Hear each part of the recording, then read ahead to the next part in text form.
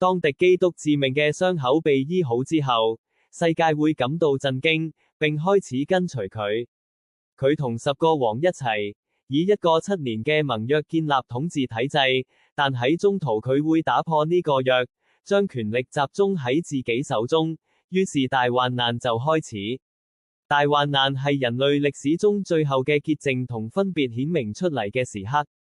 呢個時期唔單止係一連串災難，而係喺上帝統治秩序顯現之前所經歷嘅最後整合同對齊嘅過程。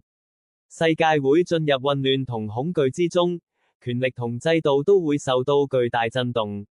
但喺呢個時候，人嘅內心同佢哋嘅行為會自然顯露出嚟，結果就會成為上帝嘅印記，或者係666。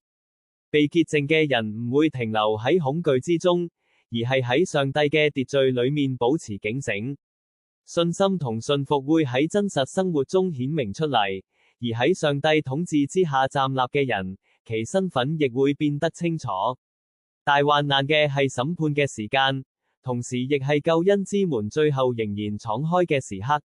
透過呢個過程，上帝國度嘅統治會更加清楚顯現，而邁向末後時代嘅福音洪流亦會進入完成嘅階段。